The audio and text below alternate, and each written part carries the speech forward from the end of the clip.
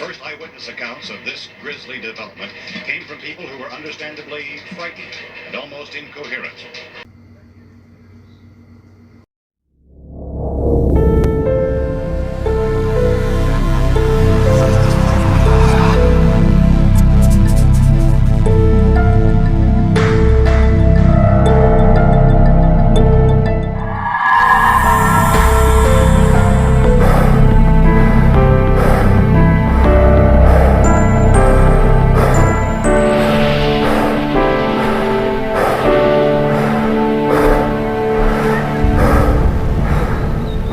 Because I am agoraphobe and you are not.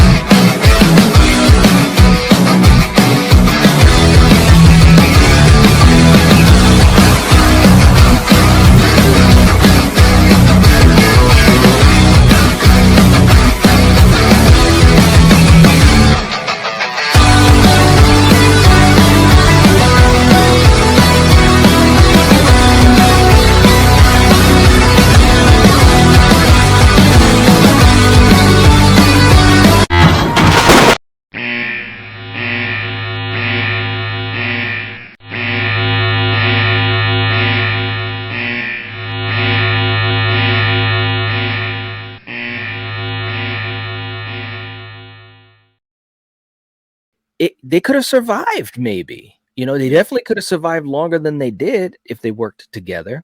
But of course, as we know, I mean, this movie is a microcosm of how the world is, how people have differing opinions, and can they work together to accomplish a certain goal. The goal in this movie is to survive zombies. In the real world, it could be a business, it could be it could be a collaboration, it could be it could be whatever. So a smart movie. It sets that Yeah. blueprint for all the ones to follow. Every one of them at least starts from that basic idea of getting in somewhere and keeping them out.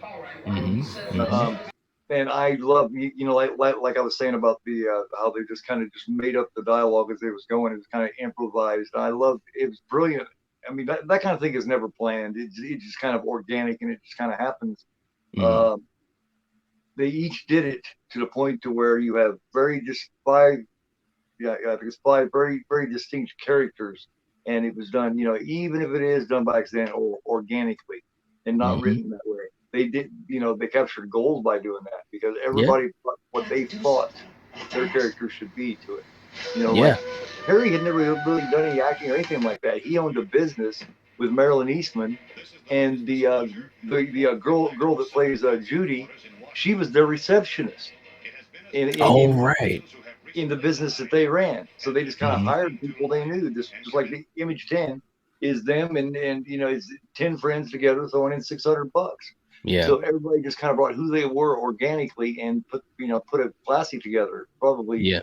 the classic. To me, there's no question which one's the best of the three to me. And there's still reasons like we're talking about right now. It's just as great as the other two are, and not to leave out Land and all of them, but they just can't they just can't hold a candle to the first. They just can't. Right. Right. No, I agree. And of course, as we continue to get into a deep dive of these other ones, that's an interesting thing too, is that, where George was still creating movies within this subgenre, the decisions that he made, and some were good and some maybe weren't as effective as Night. You know what I'm saying? And it's very interesting, because again, when you get to Land and Survival and Diary, it's just interesting, and we'll get to that. But yeah, like you said, man, the fact that these folks got together, they injected a lot of themselves into these roles. They improvised. I mean, Dwayne Jones himself, did a lot of improvising and trying to mold his character a certain way because he didn't want his character to have a lot of anger in him. You Right. know what I mean? And so he really wanted George to kind of, let him tone that down a bit. And I think it was smart because you really sympathized with Ben. And Right. again, like we said in that scene when he was describing his escape and stuff, and he did have tender moments. I think that especially that scene, and so did Judith O'Day, because when she described how she went to the cemetery with Johnny, and man, she was amazing in that scene. She's like, we asked if there was any candy, but we didn't have any candy. And then she's talking and talking. Man, my heart. I've seen this movie. I can't Yeah. even tell you how many times I've seen this movie, but my heart still went out to her as she was explaining to Ben how she ended up in this situation. But again, these folks, these actors, they did a hell of a job. They really did. Oh yeah, I love how she threw in that little subtle thing she threw in there. She said, Johnny, he fought this man, and then she said something else about Johnny, and then she stops and she goes, Johnny. It's like she reminded herself. It's like it finally clicked into her that her brother was gone. It's Right. like Johnny. I mean, oh shit, yeah, my brother's dead. You know, Yeah. Yeah. Yeah. that was a really cool little subtle thing she threw in there Hmm. that was really strong. Yeah. Little moments like that, man. I mean, and again, we live in a time where a lot of people, especially the younger generation, they want bang bang bang, they want the gore, they want it every 7 minutes and so forth. But a movie like this, it forces you, if you allow it forces you to slow down and just listen. And that's why this movie will always be so special to me. And again, in that scene, just little things that she did, man. Like even when she described when she walked up to the zombie, she's like, and I walked up to that man and I was going to apologize to him. And I'm just thinking, again, we don't know a lot about these characters, but through some of these moments, we know these characters. We understand that this is a woman that was literally going to apologize It for was her embarrassing. brother. Yeah. Right, right. So that says a lot about her. So again, a movie like this, so many great moments, and some of them were very small little details like you just said, and it Yeah. just adds that nice little flair that, again, we'll talk about the later ones, especially from Land on out, but they didn't have those type of little moments, or they definitely didn't have as many. And Right. that's the difference. That's why this one is the GOAT. Yeah. It's the little thing, just like in a relationship, like a marriage or anything, practically any situation you're talking about. The little things matter a lot more than the big. When it comes right Yes, down to it, when you come right down to it, they do. It's the little that's things, right. like just stopping off at the store and just you see some long stem roses there, and Hmm. just grab one just for no reason at all for That's your right. wife, or whatever. That means so much more than an anniversary doesn't. Roses, Mhm. because Yep, it's just an example of the little things, and just that's little right. things like Johnny, or him going scattered like bugs, and you can Yeah. see how disturbed he was about it. That he was describing people when he was saying they were scattered like bugs. Right. Yes, yes. That's a good point because, up until that point, he's on task. He's on task. And he also did away with a couple of zombies. So we know physically he's capable. And it looked like he was just boom, boom, boom, taking care of them. But when he was telling that story, you realize this is a man that doesn't want to hurt people. Basically, He feels bad when he sees people, at that point he wasn't sure, but when he sees people dying or being hurt, right? it affected him. And so again, just those little things like that give so much depth to a character like him or Barbara and Cooper. The moments he had. He wasn't just a guy that was like, yeah, well, just listen to me. I'm the one. I'm the best. Da, da, da, da. There was more to him. You did understand why he was like that. He wanted to protect his injured child. he felt like he knew best, father knows best, and I can respect that. And he's Well, scared, oh, definitely. That's when you find out who you are. That's when you see who a person really is, what they're really about. And you can't come up Yes, with a better situation than that, fighting for your life because things are trying to eat you. that's I right. mean, you're gonna find out who a motherfucker is at that point. That's right. It's true. It's so true. Oh my gosh. So, yeah, it's just crazy because yeah, I mean, I would, we all sit here and we talk about what we would do. This is what I would do. I come right down to it. You hope that's what you do. Right. Yeah, because you never know, man. I mean, look, bottom line is if I saw a zombie right in front of me that was eating somebody, or either someone tried to do away with them and they get right back up, a couple times, I don't know what I'd do, dude. I would like to think I'd get to safety. I'd like to think I'd be somewhat level-headed, but it's a dead person that keeps coming back. You know what I'm saying? It's like, that's just crazy. The first thing It's you're thinking is that's a human being, and they're right. eating that other human being. What the hell? And that's when you click into when she goes, "What's happening? What's happening?" That Mhm. was such a true emotion. I think everyone would go through. Mhm. Mhm. Yeah, no Yeah, doubt. yeah. The oh shit, I was gonna mention something here, but yeah, I had a good damn point. There's so many. Like I said, I got so many of these things written down here. Um, oh, just kind of offhand, Judith Ridley still has that outfit to this day. The one that played Judy, and the shirt she uses is like a dish towel, and like part of the pants she uses like some polished furniture or some shit like that. Really?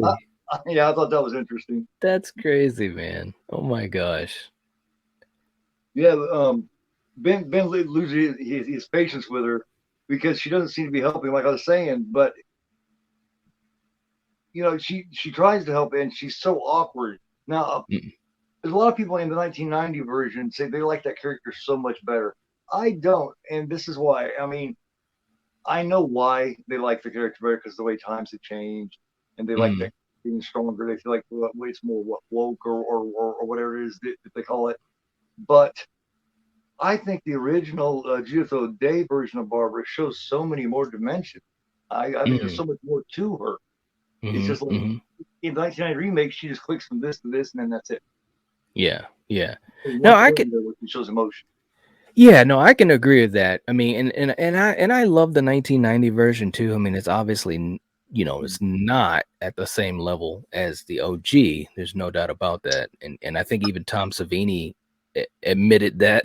But no, I agree. I think Judith's performance, it was a better performance overall than what Mhm. Patricia did, playing the character in the 1990 version. The thing with Patricia that was cool, and it's really a sign of how the movie was too, because Right. the movie had more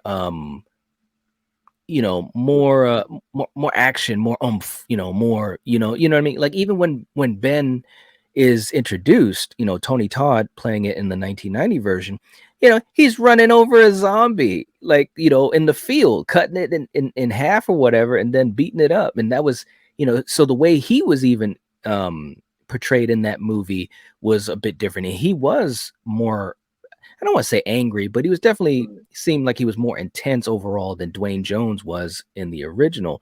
So, in that sense, for the flavor of the movie, I can see why people, and I did enjoy Patricia's Yeah. performance in the Yeah. 1991. I think it was interesting seeing it be like that, but I think it wasn't as believable as Judith Right. O'Day, because I think if you're really in that situation, there's a spectrum of emotions that you're probably going to go through, and that's just how it is. Unless, you're super trained, Like on the chick on military type or the what. X. Yes, yes, yes, yes. You know what I mean? So it is very interesting. But I understand why Tom Savini did Yeah. it like that, because it also separated his from George's movie too. So Well, plus didn't interesting didn't stuff though. didn't George write the screenplay for the remake? Yes, So yes. that's the difference in where George was then to where he was in 1990. By 1990, he had become a lot more political. He had become Yes. he'd become a lot more different little things that he had went through, like the character of Fran, and working with her. She had Mhm. insisted on becoming stronger, and Yeah. and he George is great, but he has a way of trying to force his vision a little too much sometimes, to the Mm, point where it comes off overly strong. mm. It feels forced. That's where My Living Dead felt organic, where later on some of the stuff he did felt like it was shoved in your face. That's a You good felt like point. shoved at you. That's a good point, man, because even if you look at the trilogy, you look at Dawn and Fran's character, and then of course when you look at Day, Yeah. with Sarah, the character Sarah, I mean, there was this progression. And again, for Keep anyone saying watching, I'm not saying you can't have strong female characters. I right. love I Yeah. love strong female characters. I just want to make sure I preface this, but I think you're right. I think George, whether it is what it is, it happened, but George probably did get influenced to say, okay, let me show, these female characters that also can deal with this event in a way that is empowered. They're empowered, which again, I don't think it's a bad thing, but I do think that, well, I will say this too with Day, and I know we'll get to that at some point down the road, but the one cool thing with Day is that when Miguel kind of had a characterization that was similar to what Barbara has in this one, because Miguel, he just couldn't deal with the zombie thing. So hey, you gotta love George though. That's all I gotta Oh say. yeah. You And gotta love George. the original three. See, when I said that, I really wasn't referring to the first three so much, because even the Lori Cardell character, she went through all different kinds of emotions and everything too. I mean, she felt True. very real too. It was after Day when he began to push it a little. By Mm, 1990, really trying to push that. But the first three, all three of the characters come off really, really real, really mhm. organic. And Yeah. Lori Cardell, I believe acting wise, puts on the best performance of all three of Yeah. Oh yeah. Oh yeah. Yeah. Yeah. Yeah. Yeah. Yeah. I absolutely, man. I'm gonna tell you what.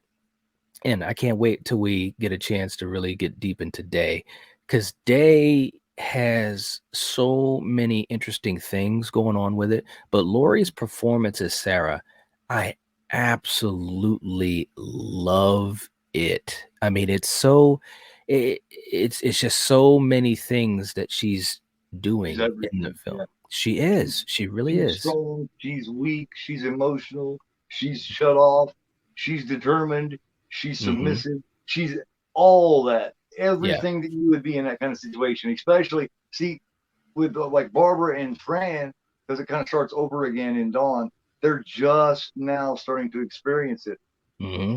But the Lori Cardell character, Sarah, she's been going through it, and she's been trapped down underneath this thing with all these guys for all this time, with all these different, fucked up different characters, and Right. and and a man that's about as unhinged and off his rocker as you can get at this point, and a drug addict on top of it. Right. So.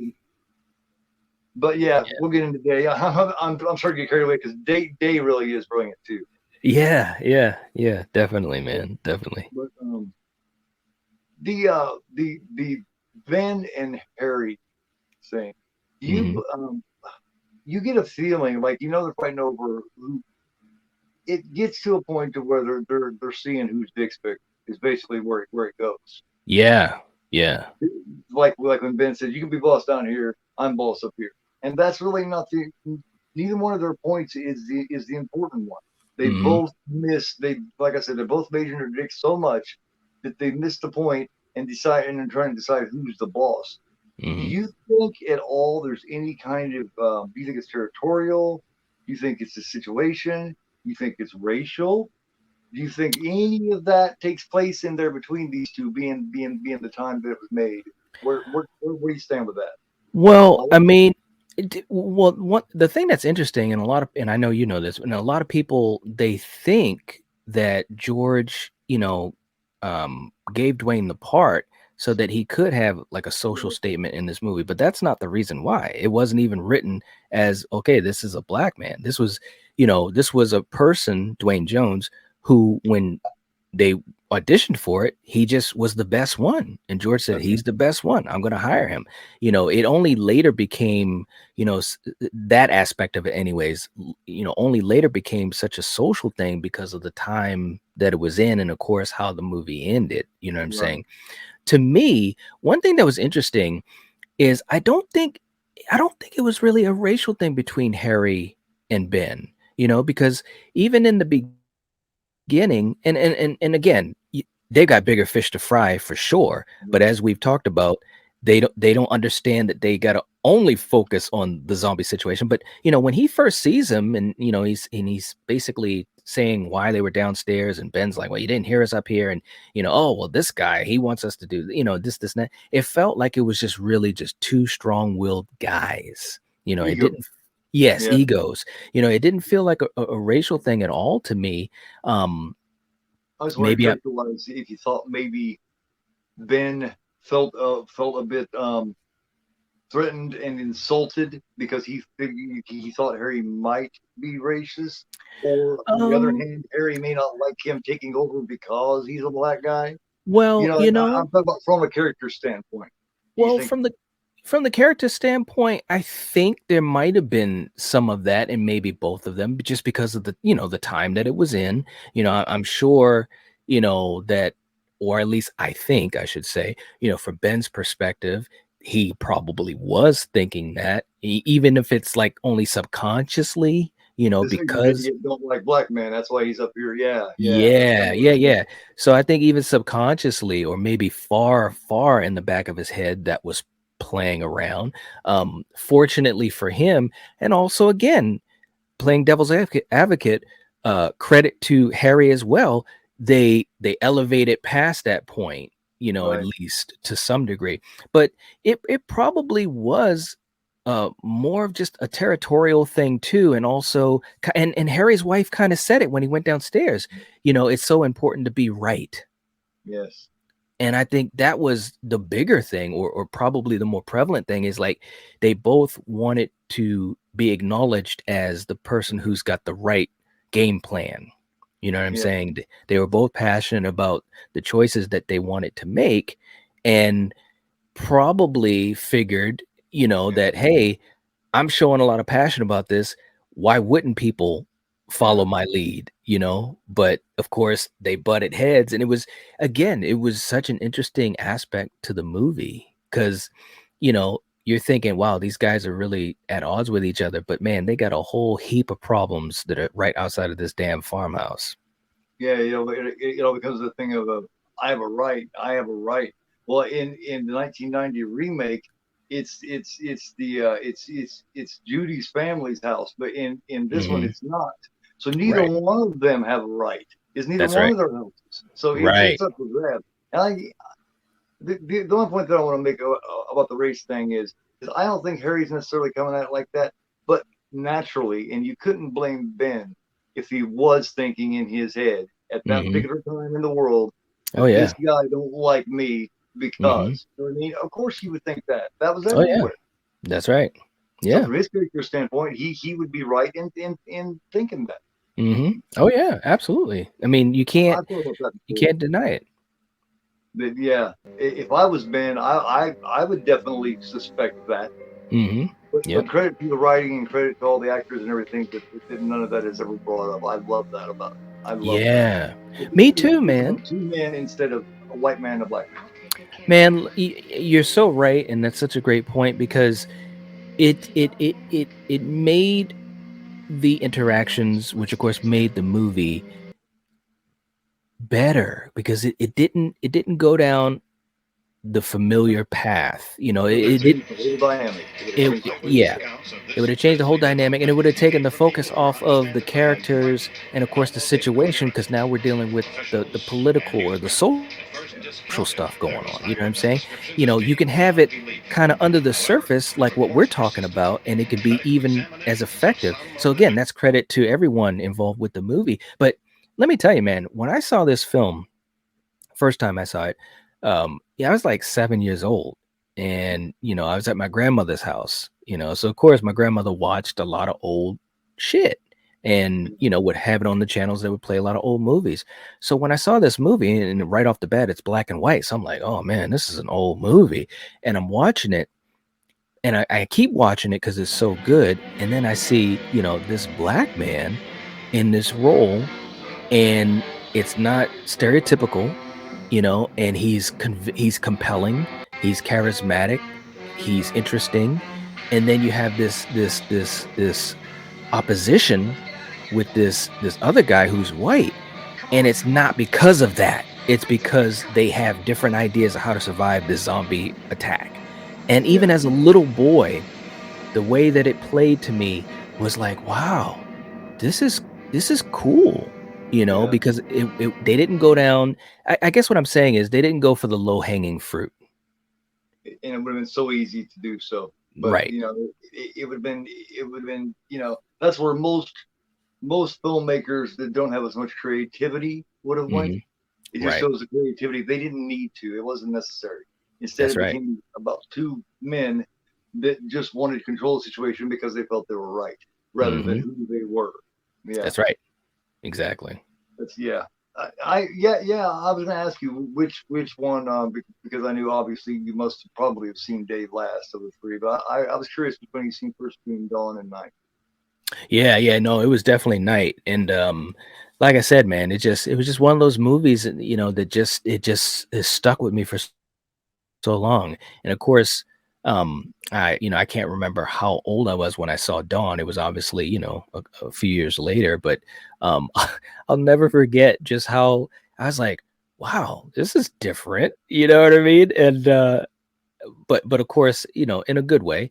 And it just, like I said, George Romero, he is sorely missed, and I just appreciate what he was able to do, with movies. And then of course when I saw Day, I was like, whoa, well, wow, this is different too. Because and how crazy is that? Especially when you talk about this original trilogy, to have that variation when you're talking about a similar story, a zombie apocalypse, different points at the zombie apocalypse, but it's a very similar situation. But all three movies are so different from each other, and the characters and the characterizations is so different. Well, the three different stories. Yeah. None of them come from the same universe. They're all three. He started over on every one of them. He wanted to start at a different point and show Hmm. a different time during the Right. apocalypse. And Right. I thought that was pretty ballsy. Usually with something like that, because we come right down to it, they're not sequels. The three completely different things. Everybody's, oh, Yep. the sequel. Well, there really isn't it.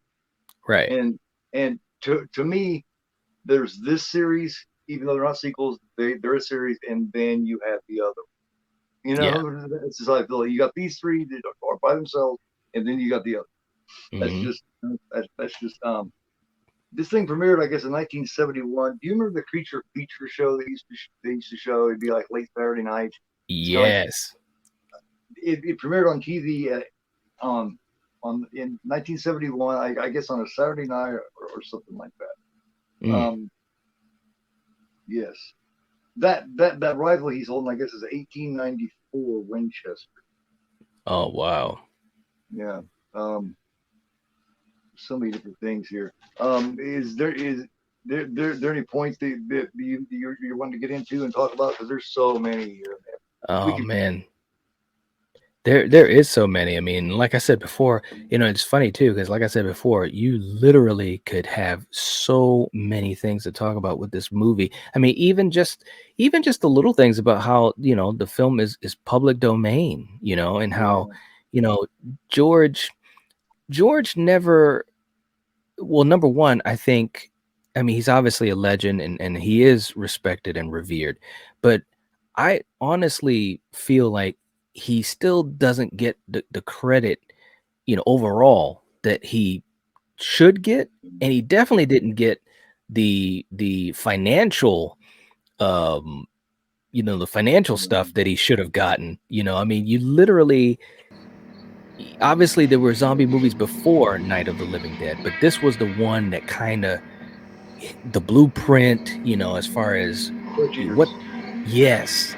Yes, and so this was the blueprint, and God, I don't even know how many zombie movies there've been since this movie, but it's absolutely crazy.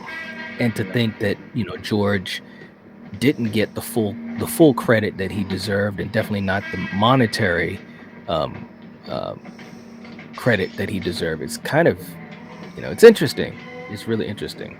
See, that's what separates me is I don't may sound like a total bunch of bullshit, but if I was a distributor and I was making all this money off of it, and see what happened, well, I'm sure you probably know, but for those who don't know, what happened with the copyright is the copyright was put on one title of the movie, and when they changed the title over, when they brought it over, they didn't bring the copyright with it, which made it public domain, which is what Mhm. gave the distributors all of the financial gain. Now, if I was one of those distributors and I was making all this money and seeing he didn't get much of shit, and I know it may sound like bullshit, and people can blame me if they want, but Mhm. I would have given him money for it. I would have. Yeah. What I made from it, that's just how I am. Like I said, Well, it may sound like bogus, but well, honestly, well. Hey, you know what though? But the truth of the matter is that I totally agree with you, and I think it should have happened, and I would have wanted to give him something too. And we've seen that type of stuff happen before, man. If you look at Wes Craven, he wasn't getting any money for the Nightmare franchise, after he was done with the original in '84. And then down the road, New Line Cinema, Bob Shea and Wes Craven, they kind of had a meeting, and Bob Shea basically, and Wes Craven said this, before he passed away. Bob Shea basically said, I understand that, you don't feel like you got a fair shake with residuals and the money and blah blah. I want to help you out with that, and gave him some money, gave him some residuals on the franchise and stuff like that, which was the right thing to do. yeah, You know what I yeah, mean? Because there would be no Nightmare on Elm Street, there would be no Freddy Krueger, without Wes Craven's vision and his masterful directing of that original movie. That's what started it. So when you look at George, I wish that they did do the right thing like New Line did for Wes, and and I think even the Akkads did that with John Carpenter, I believe. I'm not 100% sure on that, but bottom line is when you have creative talent that can give you something, a vision or a film, whatever it is, and it makes that much money for years, for decades, they do deserve something. I mean, how much? I don't know, but they deserve something, because it wouldn't have been what it is without them. yeah. Especially when they didn't get much of shit to begin with. So I That's mean, right. in comparison, Romero and all of them got peanuts basically. Mhm. They got what a few $1,000s to begin with, and then since then it's made all these umpteen millions, and everybody That's just right. been putting it in their pocket, going thanks, thanks, thanks, and it was his Yep. it's their creation. It's their baby. He's responsible for a whole subgenre that's become more than a subgenre. It's now its own genre basically. It's so big, Yep. and just up until the day he died, wasn't making shit off it. He had to make a whole new movie in order to make a gain off it again. And Yep. it's just completely ridiculous. I Um, agree. this is one of the last ones made without a rating. A month after it was finished, the MPAA instituted the rating system. Mm. So Roger Ebert went and seen it at the movie, and he was sitting in the theater, was sitting next to children that were allowed to come in because of the rating. Because anybody could come in because there was no rating. Ebert said he was just blown away. He said Yeah. he's sitting there watching these people burn up in his truck and then they're getting eaten. He's looking over at his kids. He's just sitting there. He said he was blown away. Wow. That's crazy, man. So Um, crazy. where you at with the Tom and Judy thing? Do you think that there's kind of do you think Tom just kind of along for the ride? Do you think he just kind of hitches along, or because it seems like to me because they said the guy himself was like this playboy, all the girls liked him and all this kind of Yeah. stuff. Yeah, he Um, was a go-go dancer. Yeah, he Keith Wayne. Yeah, he was Yeah. this pretty boy that all the chicks followed around, and Yeah. they were hanging out. Oh, Tom. He was like one of the least characters in it. Yet when they premiered and everything, there was lines of girls everywhere. Acting like the actor with Elvis shit. I guess. Um, Yeah. do you think he should have brought a little more, or do you think there was room for him to bring a little more? Do you think his character could have? Well, I think that, I'm okay with this character. I mean, obviously, if I'm thinking about it as a real life event that I was in, I would have wanted him to have more input, because again, he's a Reasonable. young able-bodied guy. Mm. But I think in the context of the movie, um, I think you had a lot of stuff going on with Ben and Harry